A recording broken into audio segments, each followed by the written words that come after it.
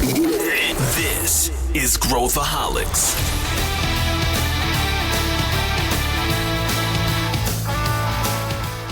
Olá, aqui é Pedro Van Gerten, eu sou o CEO da ACE e esse é Growthaholics, o podcast para quem adora inovação e empreendedorismo. Hoje a gente vai falar sobre eventos. Pois é, qual que é o futuro dos eventos? O que vai acontecer com os nossos encontros no mundo pós-pandemia? A gente sabe que o Covid trouxe um monte de inovação aqui para esse setor, mas o quanto disso veio para ficar e o quanto disso, francamente, apurrinha os usuários. É sobre isso que a gente vai falar. E para falar sobre esse tema, eu tenho duas pessoas que fazem eventos como poucas aqui na ACE. A Luísa Mello, que é coordenadora aqui no Cortex, e a Paula Riccioli, que é a nossa analista que executa boa parte dos eventos da ACE. Vem com a gente.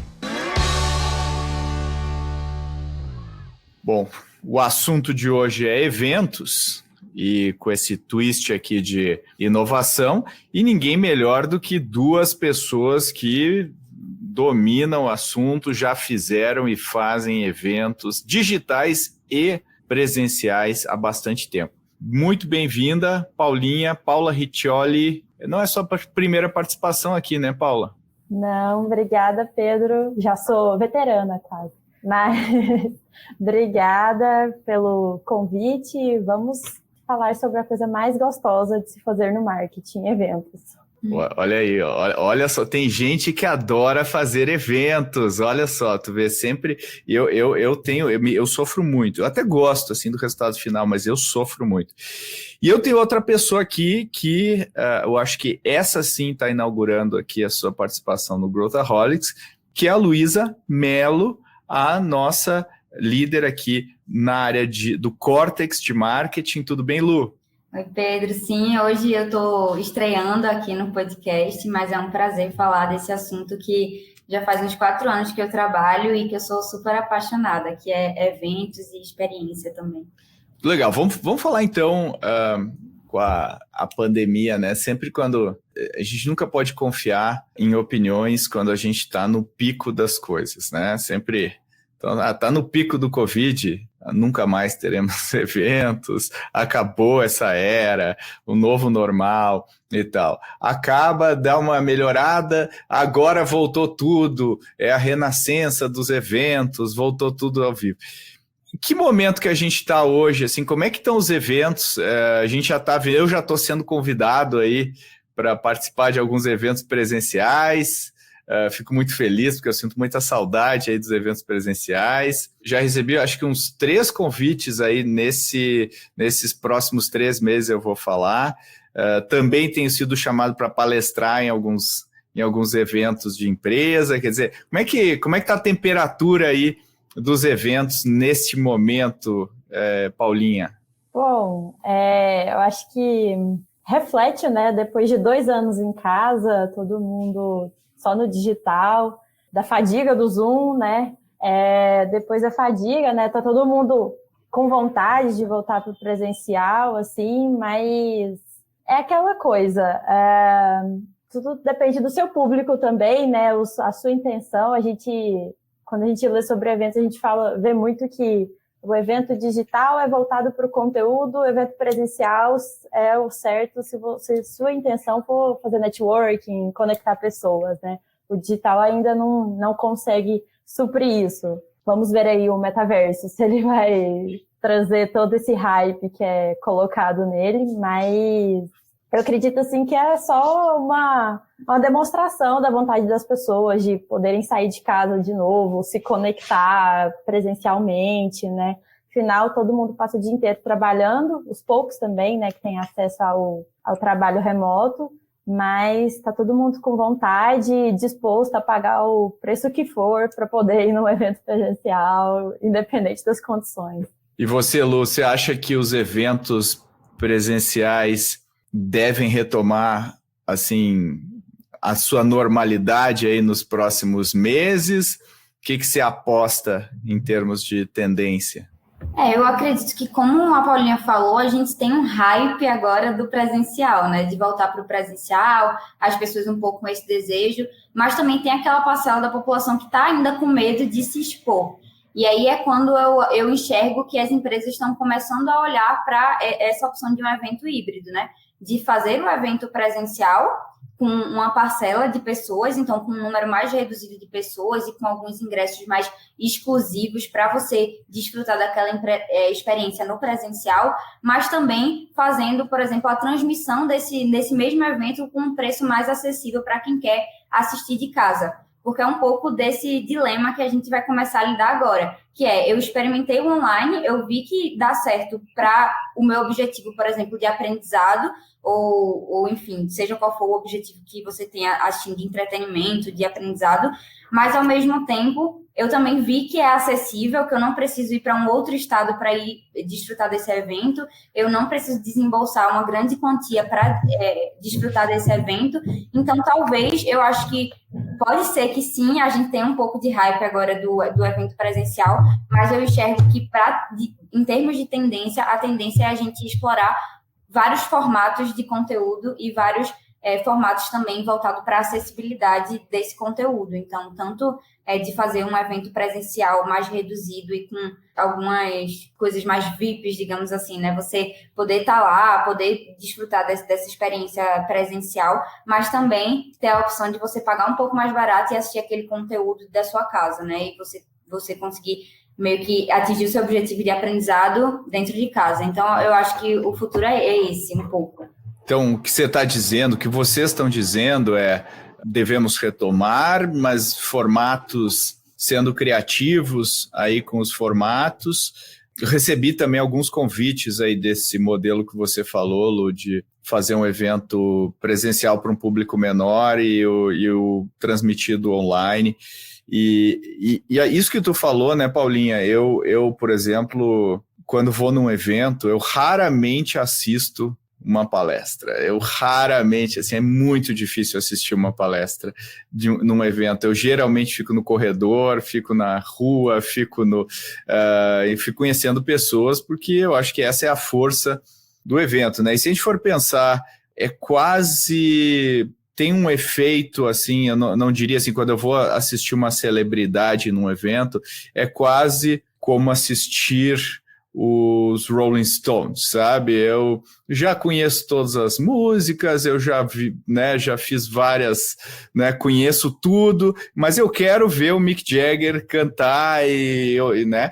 E eu acho que tem a ver quando a gente tem celebridade. Mas para a maior parte do conteúdo que a gente tem hoje, e com essa proliferação de TEDs e tudo mais, a gente tem muita coisa no YouTube, né? Assim, e como é que vocês não acham que existe uma saturação quando o aspecto, se a gente separar, né, o networking do conteúdo, como é que esse conteúdo do presencial, vocês não acham que muda? E eu já vou explicar daqui a pouco por que eu acho isso, mas vocês não acham que também tem uma reconfiguração do que seria o presencial, Paulinha? Super concordo, Pedro. Acho que muitas vezes a gente pode ver o conteúdo assim, mais batido que todo mundo fala. Se for o Elon Musk falando desse conteúdo que você encontra de graça em 5 segundos no Google, as pessoas vão atrás e vão fazer força de estar ali para ver. Eu acho que é um dilema que a gente encontra tanto no presencial como no online. No presencial já existe esse movimento, mas no online a gente tem que buscar novas formas de atrair essas pessoas para elas ficarem focadas, para elas não mudarem de aba. E aí uma forma de se fazer isso é trazendo pessoas que elas às vezes não imaginariam estar falando sobre aquilo, ou pessoas famosas, né? É um recurso para ser utilizado de ambas maneiras. Mas acho que a grande questão, complementando, que a Lu tinha dito, que eu achei bem interessante, sobre as questões dos eventos híbridos, né? Perdão por fugir um pouco da pergunta, mas que a gente agora garantir que ambas essas pessoas, tanto quem está no presencial como quem está no online, consiga ter a mesma experiência, assim, ou pelo menos assim, uma experiência parecida.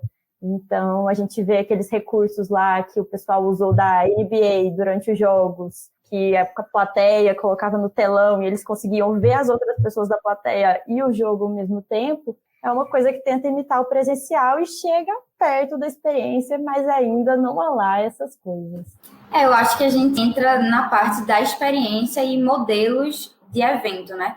Então, no início da pandemia, os eventos online estavam o boom, né? Então, muita gente estava consumindo esse tipo de conteúdo. Hoje, realmente, as pessoas já estão mais saturadas, não só pelo formato, mas, assim, passa o dia inteiro trabalhando na frente de um computador e chega no final do dia, ela vai para um evento que ela continua naquele formato estático, no mesmo lugar, sentada, e com todo esse desgaste físico que também, enfim, também tem muito no evento digital, né?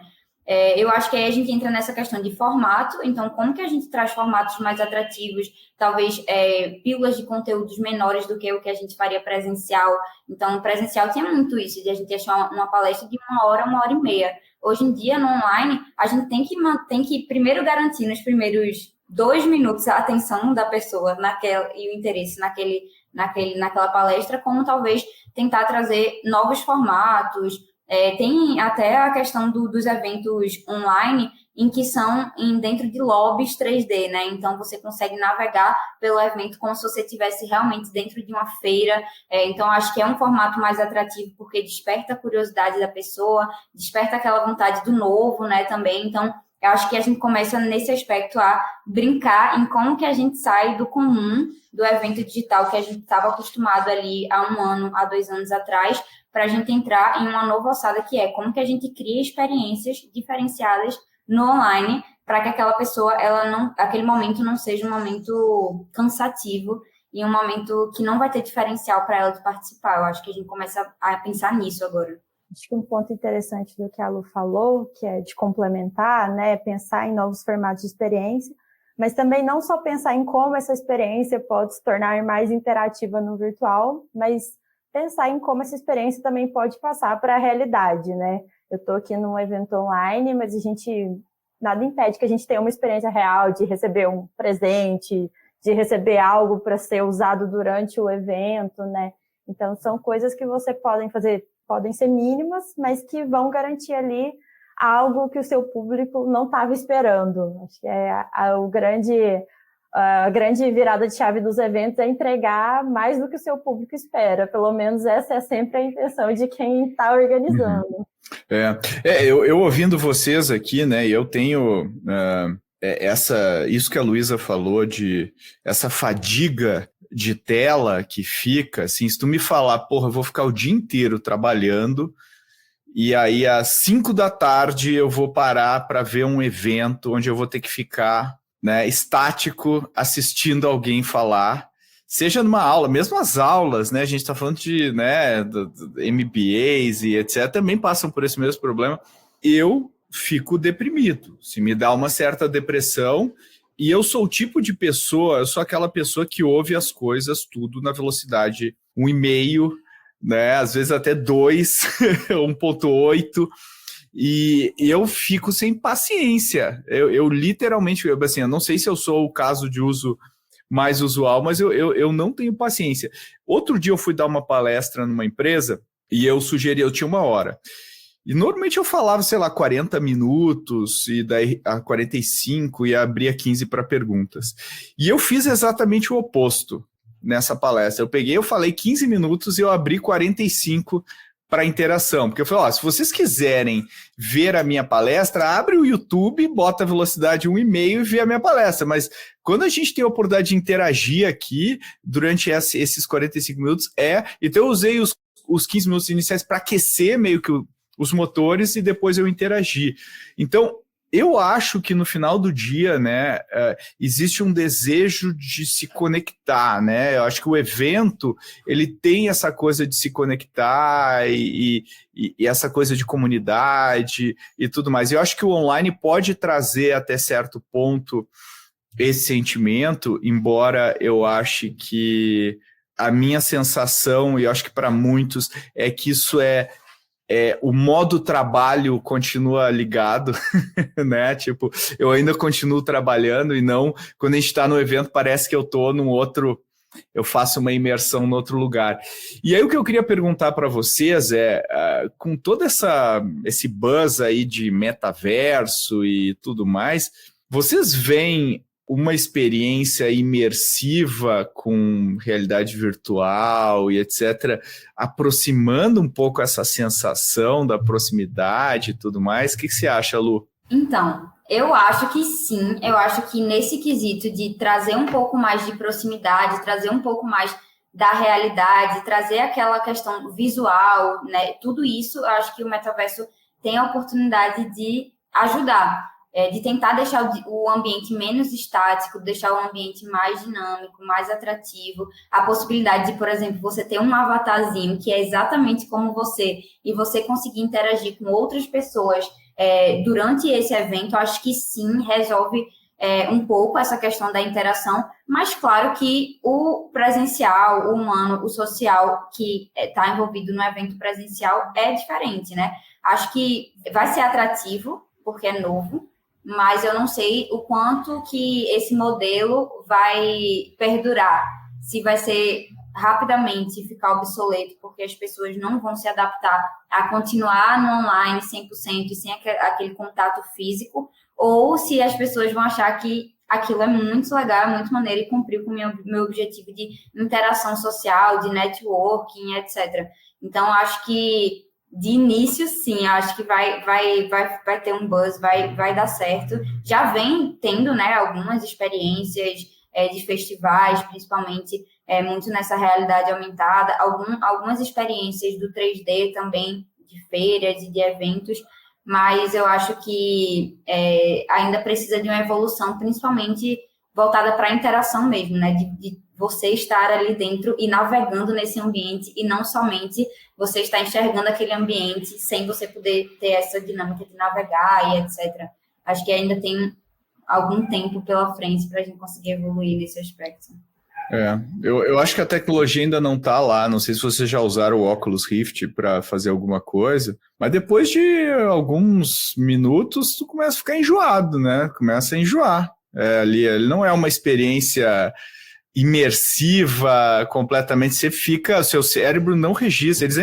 Eles já melhoraram muito desde a primeira versão e tudo, mas ainda tem muita coisa a evoluir na tecnologia.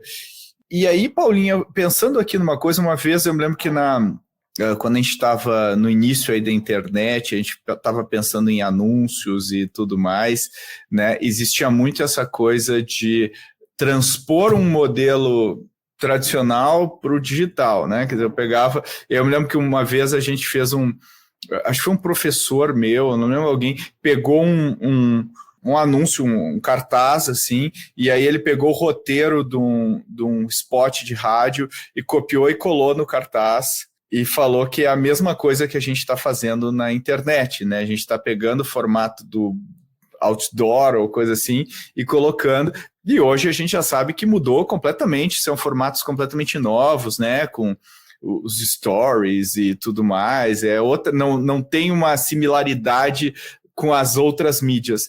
Você acha que a gente tentando emular a experiência de um tradicional não é a mesma coisa que a gente tentou fazer e a gente não deveria procurar novos caminhos para fazer as coisas? Como é que você vê isso? A gente já comentou, né? Tudo uma questão de experimentação. O metaverso ainda, apesar não tem a tecnologia ainda, então acho que até a gente chegar nessa tecnologia, vai ter muita experimentação para a gente descobrir realmente qual é o lugar, o papel do metaverso em tudo isso. E também manter em mente que o metaverso não é o caminho, é só mais uma opção. Tudo depende de com quem você está falando, realmente, e não só o metaverso, realmente o digital é a melhor forma para se comunicar, para interagir com o seu público, né? Então, eu acho que é muito se adequar com quem você está falando e principalmente adequar o conteúdo pensando no contexto que você tem, né? Por exemplo, hoje no metaverso, em alguma plataforma aí, você às vezes consegue ter uma conversa numa sala com uma pessoa, mas qualquer um que passar com um avatarzinho perto de você consegue escutar essa conversa. E aí, como que a gente vai lidar com, não sei, informações confidenciais que às vezes no presencial você veria se alguém estivesse escutando? Então, para mim, não tem jeito, né? A não ser que a gente venha uma tecnologia, desde quando esse episódio aqui for lançado, entre esse período, seja lançada uma tecnologia que coloque a gente numa realidade totalmente imersiva. Não tem jeito, né? Nada vai substituir o presencial, assim como o presencial não substitui o metaverso nem reunião online. Cada um tem seu papel e o meio é combinar esses diferentes meios para conseguir entregar algo novo, algo legal, algo que seja interessante para quem está ali participando. Eu acho que isso você falou dos objetivos, né? Assim, pô, o que eu quero com isso? Com quem que eu tô falando? O que eu quero tirar? Às vezes a gente esquece isso e acho que a gente tem tanta ferramenta, né?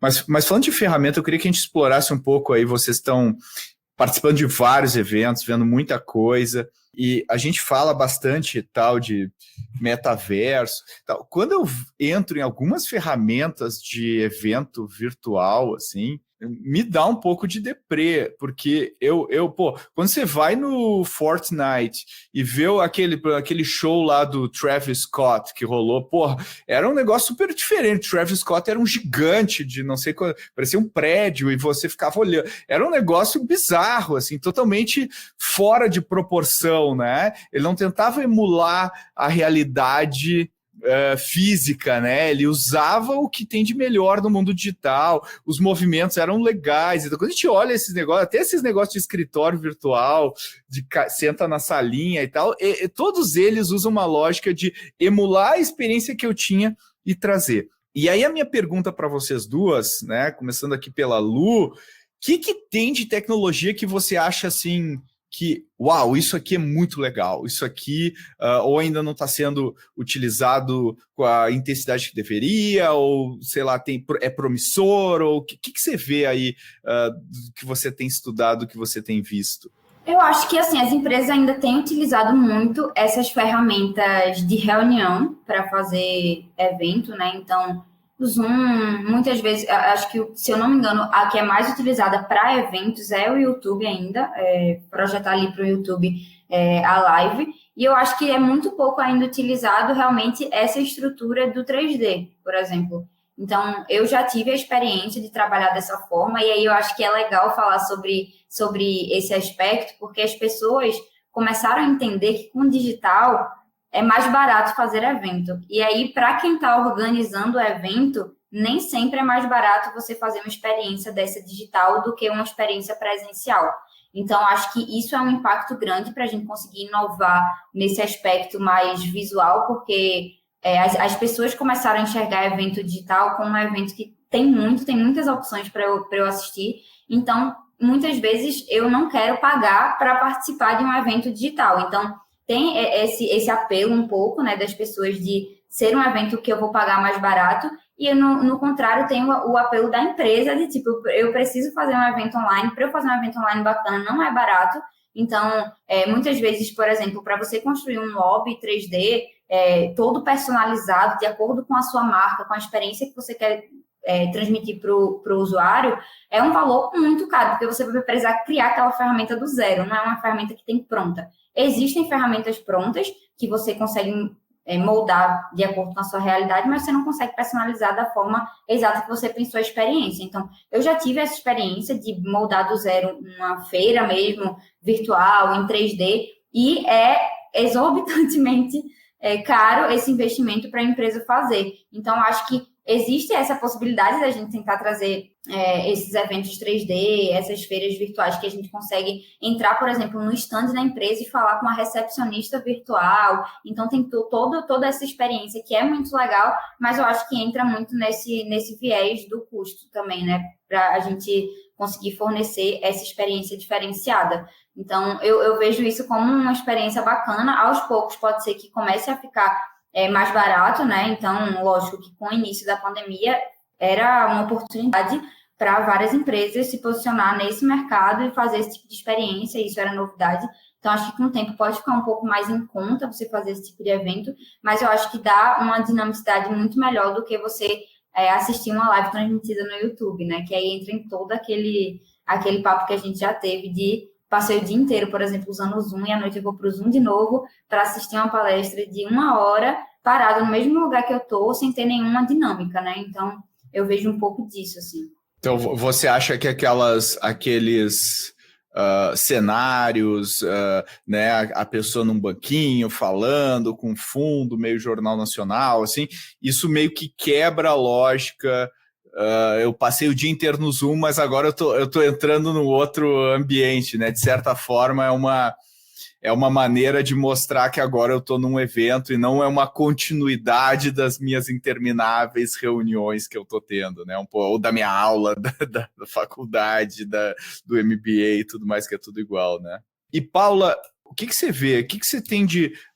e acho que tem muita tecnologia agora da experiência de conexão com as pessoas, muitas tentativas. O que funciona de verdade, assim, dessas tecnologias que você já vivenciou, já experimentou? Olha, eu sou uma pessoa meio receosa com todas essas experiências virtuais, como a Lu tinha dito, de uma feira virtual. Eu sei que eu não sou o público, porque não é o tipo de coisa que me agrada, que me faça ficar interessado, porque eu penso assim, que da mesma forma, continua sendo virtual e eu só vou ter mais trabalhos para chegar, mais passos para chegar até o que eu quero. Que mais fricção para você descobrir o que tem lá, né? Sim, então eu sei que eu não sou o público disso, né? E isso é uma questão de opinião, e tem gente por aí que deve gostar, mas se tratando de ferramentas, a gente vê que as empresas ainda estão tentando descobrir assim, qual que é a melhor forma, e nem porque é virtual que é a melhor ferramenta, nem porque tá no metaverso que é a melhor forma, como a gente já disse, mas se tratando assim, de exemplos reais, é como você disse, Pedro, eu enxergo assim, o setor dos games como os que estão assim, conseguindo acertar um pouco mais nessa questão de eventos, realidade virtual, e entregando uma coisa que eu não sou capaz de fazer na realidade. Eu não sou capaz de colocar o Travis Scott com 3 metros de altura, e eu nunca imaginaria, assim. Então, eu acho que é descobrir essas ferramentas, descobrir formas de entregar coisas que eu não sou capaz de entregar com a realidade. E seja através de um avatar que você pode ser com outra pessoa, você pode colocar características que você nem imaginava, até, não sei, uma bem futurística aí, você conseguir se imergir e poder usar todos os seus sentidos num evento virtual.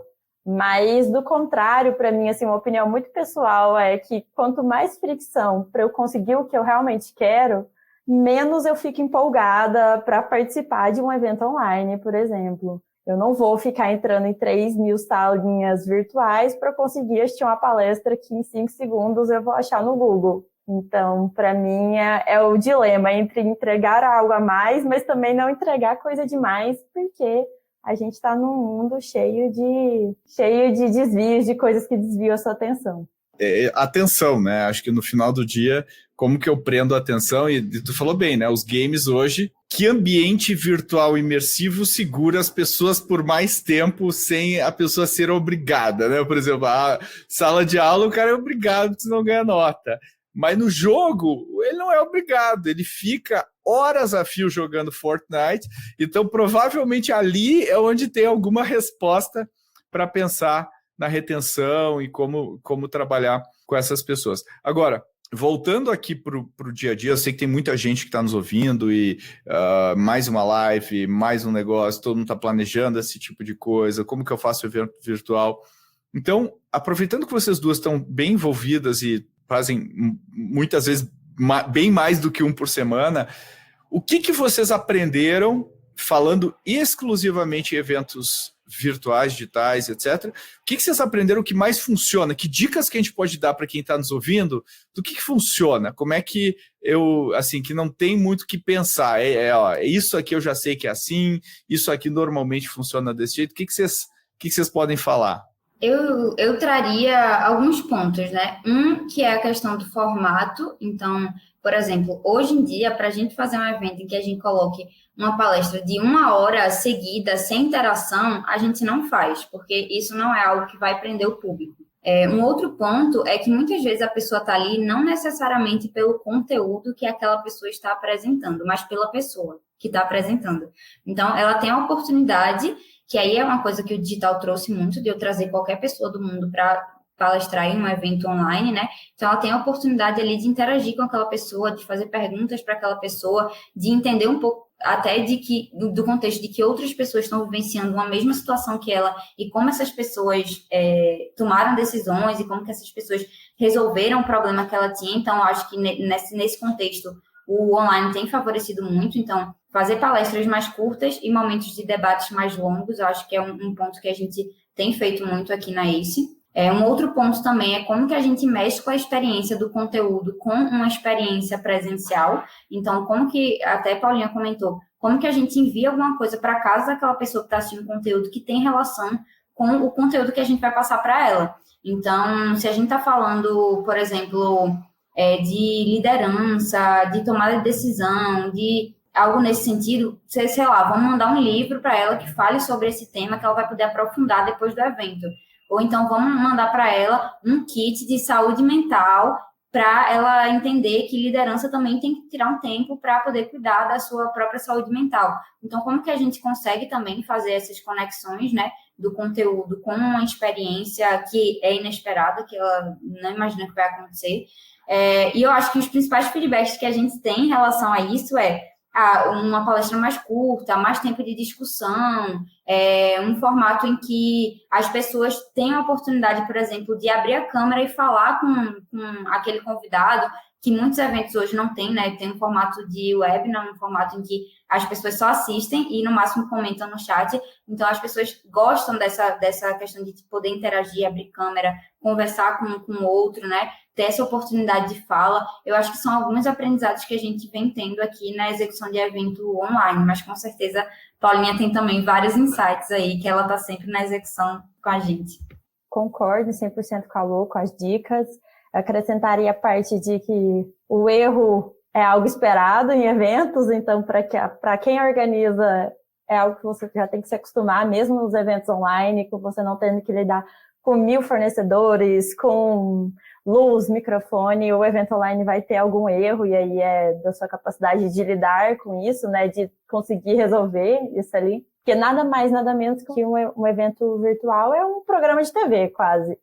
Às vezes você vai ter interação com o público, mas mais está produzindo ali quase um programa de TV. Ter essa escutativa, né, eu acho muito importante pegar também a opinião de quem participou e realmente utilizar isso, transformar isso em dados depois e revisitar isso, não se manter. Eu acho que os eventos virtuais são mais fáceis de realizar isso, até pelo orçamento, são valores menores, que geralmente as pessoas gastam nesse tipo de evento, são mais rápidos, são mais frequentes, então assim, dá para revisitar essas opiniões que você recebe e melhorar a cada edição. E eu também acrescentaria que eventos virtuais demandam pensar mais na experiência pré e a experiência pós-evento, que o evento presencial ali, ele continuava por meio das conexões de pessoas que você fazia, que você conhecia ali, né? Então, como que você faz isso no virtual? Como você vai manter,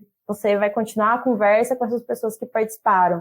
Vai formar uma comunidade? Vai estimular elas a conectarem no LinkedIn? Vai fazer algo mais VIP ainda e chamar apenas algumas pessoas para continuar a conversa? Então, acho que é isso, é pensar eventos virtuais demandam cada vez mais uma experiência integrada, realmente pensada para oferecer um bom evento para todo mundo. Vocês têm percebido se a taxa de confirmados e pessoas que efetivamente participam do evento, ela tem baixado com o tempo por causa da fadiga, da saturação de eventos que existem? Esse é um fator que a gente deveria considerar? E se sim, o que vocês têm visto de taxa, assim, e que dicas que a gente pode dar para quem está preocupado com essa parte? Sobre taxas, aqui a gente vivencia metade. Vai caindo assim exponencialmente, assim. E mesmo quando isso já é uma coisa normal, né? A gente vê que não é só com a gente, todo mundo vivencia isso. Então, existem, assim, maneiras de tentar remediar, mas que não vão solucionar 100%, né? Por exemplo, se é um evento de muitos dias, a gente vê que o primeiro dia todo mundo aparece, no terceiro dia metade aparece. O que a gente pode fazer? É pensar num conteúdo que chame mais atenção e deixar para o terceiro dia, ou um case, uma pessoa que é mais famosa, tentar colocar isso, tentar oferecer benefícios para essas pessoas que aparecem, né? Não é só porque você participou do evento que você vai participar da nossa comunidade que a gente vai formar aqui. Quem vai participar é só quem aparecer nos três dias. Aqui eu estou usando o formato que a gente usa aqui na ACE, mas é algo que já é esperado e acho que está aí o benefício do presencial. Do presencial não, do virtual. Você já espera isso e como você está ali no virtual, mais pessoas têm acesso, então assim, você pode dar chance para mais pessoas participarem, sabendo que vai ter essa quebra aí. Ou seja, a solução é aumentar o topo do funil, quer dizer, conseguir mais pessoas confirmadas. Se você tem uma meta de X ao vivo, tem que aumentar o número de pessoas, porque vai ter uma quebra considerável de pessoas que vão assistir. E você, Lu, o que você diria?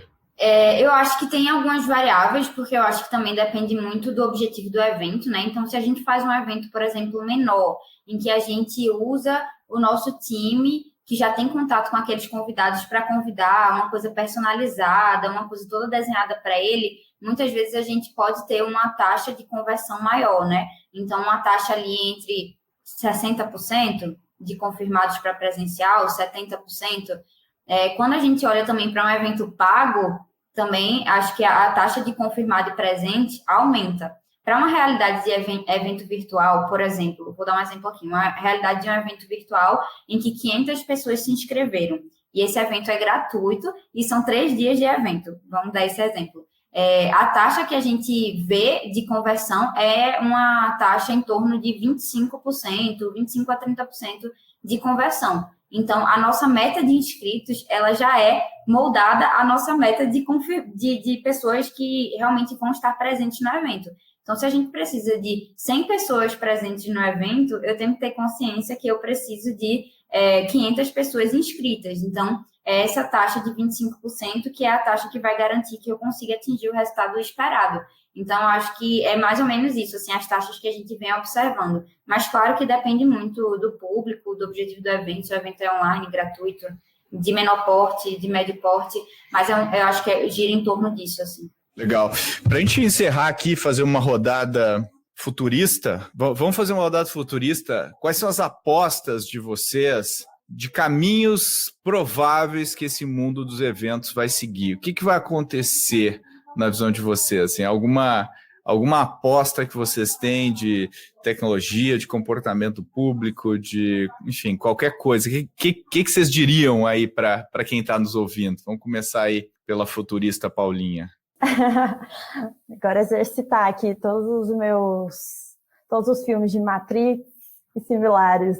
Sendo realista, a gente pode pensar aí nos eventos híbridos, como a Lu falou, mas acho que o X da questão é que quando a gente pensa em evento híbrido, a gente pensa pessoas sentadas numa sala e uma transmissão via YouTube, via Zoom, né? Acho que o pulo do gato vai ser quando a gente conseguir realmente interagir esses dois mundos, né? Usar essa realidade virtual, não sei, para conseguir uma pessoa, um avatar, assim, tá sentado do seu lado na cadeira durante um evento presencial, assistindo ali com você e você podendo conseguir ver aquilo na realidade. Acho que para mim isso seria, assim, possível de se alcançar, mas ainda estamos longe. E seria algo que realmente traria, né, o imaginário do virtual, coisas que eu não alcanço na realidade, e toda a conexão que o presencial tem e que ninguém conseguiu substituir ainda. Mas enquanto isso não acontece, com todas essas realidades aumentadas, expandidas e etc., que estão por aí, eu acho que é realmente diminuir a diferença de experiência, né? Realmente trazer essa tecnologia para incluir essas pessoas. Então, se as pessoas conectam num presencial, como eu vou fazer as pessoas se conectarem também que estão assistindo de casa? Como eu vou tornar acessível não só esses elementos intangíveis, mas também outras questões, como tradução em Libras, tradução em outras línguas.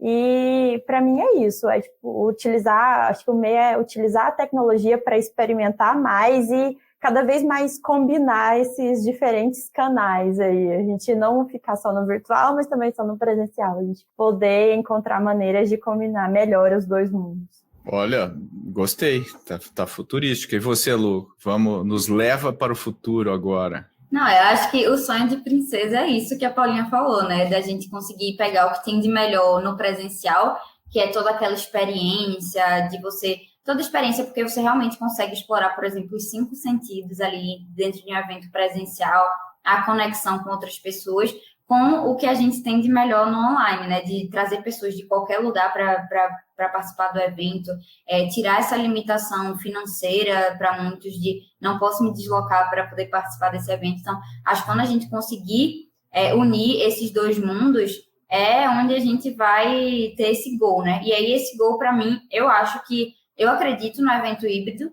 mas como que esse evento híbrido também pode estar associado a novas experiências, a talvez mesclar com entretenimento, já que a gente vê que essa indústria consegue trazer experiências muito diferenciadas no digital, como que a gente consegue também trazer, além do conteúdo, algum tipo de entretenimento dentro do evento, alguma coisa mais dinâmica que as pessoas se identifiquem. Então, acho que realmente é uma pergunta que eu também quero saber. Então, quem estiver ouvindo e tiver aí previsões futurísticas para o que é que vai ser o futuro dos eventos, eu super estou à disposição também para bater um papo, porque eu acho que é algo que me interessa muito, me chama muita atenção, mas eu concordo muito com Paulinha que é isso, a gente precisa achar o meio termo, e esse meio termo, como que a gente explora o melhor do digital e do presencial, né? Estou com vocês nessa, eu fico pensando assim, né, vamos pensar nos jobs, diferentes jobs aí do evento, né, um job é fazer as pessoas se conectarem, e eu acho que a tecnologia pode fazer isso de maneira muito melhor, assim, se eu usar mais inteligência artificial, né, eu não preciso ficar lá conhecendo 50 pessoas para, de repente, ter 5 contatos que podem fazer sentido para os meus negócios, ou enfim, aí eu posso conhecer, a inteligência artificial vai me conectar com 5 pessoas que realmente fazem sentido para mim de um jeito bem legal. Então, acho que isso é uma coisa, então usar inteligência artificial. A outra que eu vejo legal é como que eu crio formas mais dinâmicas e divertidas da participação do público durante uma palestra, assim, como é que a gente leva a cocriação para patamares muito mais divertidos, muito mais legais, assim, onde a gente consiga realmente interagir com a plateia que está nos assistindo. E aí, assim, na hora do conteúdo em si, da distribuição do conteúdo, o modelo síncrono e o modelo assíncrono pode ser um negócio também, tipo, o que eu preciso ver ao vivo? O que tem valor para eu ver ao vivo, né? Tipo, um jogo de futebol tem boa parte do seu valor ao vivo. Já um filme eu posso ver quando eu quiser. Então, assim, entender o que é síncrono, o que é assíncrono, também acho que são coisas que a gente pode pensar aqui. Bom, com isso, chegamos aqui ao fim de mais um episódio do Growthaholics, nesse sobre eventos, e depois a gente vai querer dicas de vocês, já vou falar sobre isso aqui, mas antes eu queria agradecer aí a Paulinha, já veterana aqui do Growthaholics, obrigado pela sua participação, todos que estão ouvindo já sabem que não devem convidar você para fazer passeios virtuais em estandes de eventos, que isso você odeia, é uma perda de tempo para você. Então já sabe, o pessoal já sabe, já tem essa consciência, Paulinha. Obrigado pela tua participação. Obrigada, Pedro, eu que agradeço, sempre bom discutir com novas pessoas que não estão na operação dos eventos e pegar novas visões aí sobre o nosso cotidiano. Legal. E Lu, inaugurando aqui no Growthaholics, espero que seja a primeira de várias participações tuas aqui. Obrigado pelos teus insights e pela tua participação. Obrigada, Pedro. Foi um prazer trocar aqui com vocês. Também fico à disposição para trocar com quem mais tiver interesse e insights nesse assunto. Se você quiser saber mais sobre o que esse ano promete, acompanhe o nosso quadro de Tendências 2022. Se tiver outras dúvidas sobre a área de marketing, o episódio 2 desse quadro está te esperando.